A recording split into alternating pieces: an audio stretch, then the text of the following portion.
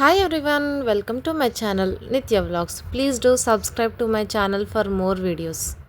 ఈరోజు రెసిపీ వచ్చేసి prawns curry ఎలా చేసుకోవాలో మీకు చూపించబోతున్నానండి.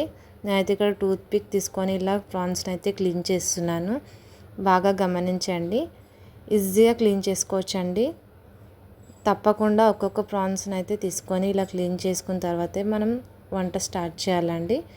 చూడండి, ఇలా క్లీన్ చేసుకోండి, మనకి ప్రాన్స్ అనేవి నీట్గా అయిపోతాయి. మొత్తం క్లీన్ చేసి పక్కన పెట్టేసేయండి. చూడండి, ఈ విధంగా అయితే నేనైతే అన్నీ క్లీన్ చేసి కడిగేసి పక్కన పెట్టుకున్నానండి.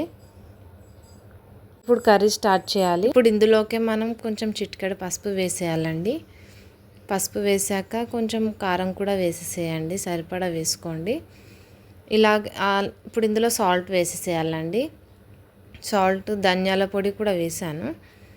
అలా వేసాక ఇప్పుడు ఇందులోకి మనం కార్న్ఫ్లోర్ ఒక 1.5 స్పూన్ ఆర్ 2 స్పూన్స్ అలా వేసేసేయండి, సరిపోతుంది. వేసి కలిపి ఒక 15 మినిట్స్ వరకు ఫ్రిడ్జ్లో పెట్టి తీసేయండి. ఇక్కడ నేను వెల్లుల్లి, అల్లం, మిరియాలు అనేటివి మిక్సీ పట్టి పక్కన పెట్టుకున్నానండి మసాలా.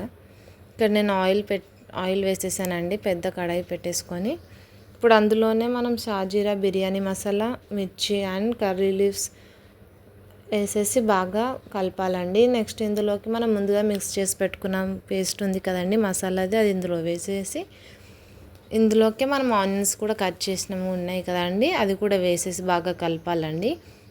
చూడండి, ఈ విధంగా బ్రౌన్ కలర్గా అయితే మారిపోతుంది. కొంచెం లైట్ బ్రౌన్గా అయ్యాక ఇందులోకి మనం చిటికెడు పసుపు వేసుకోవాలండి. బాగా కలిపేసేయండి. నెక్స్ట్ ఇందులోకి మనం సరిపడా సాల్ట్ వేసుకోవాలండి. చూడండి, నేనైతే ఇక్కడ సరిపడా సాల్ట్ వేసేసుకున్నాను. నేను ముందుగా అయితే 2 టమాటాలు తీసుకొని మిక్సీ పట్టేసి పెట్టుకున్నానండి. దాని ప్యూరీ అయితే ఇక్కడ నాకు వచ్చేసింది. అది ఇందులో వేసి బాగా కలుపుతున్నానండి. మొత్తం 2 మిక్స్ అయ్యేంత వరకు బాగా కలిపేసేయండి. చూడండి, ఇక్కడ నేను చూపిస్తున్న విధంగా కలిపేసేయండి. ఇక్కడ మీకు కనిపిస్తుంది ఆయిల్ అయితే కొంచెం సపరేట్ అవుతుందండి. అందులో నుంచి ఆయిల్ సపరేట్ అయ్యేటప్పుడు కొంచెం చిల్లీ పౌడర్ అయితే వేసేసుకోవాలండి. ఇందులోనే కర్రీ లీవ్స్ అండ్ కొరియాండర్ వేసి బాగా కలిపేసేయండి.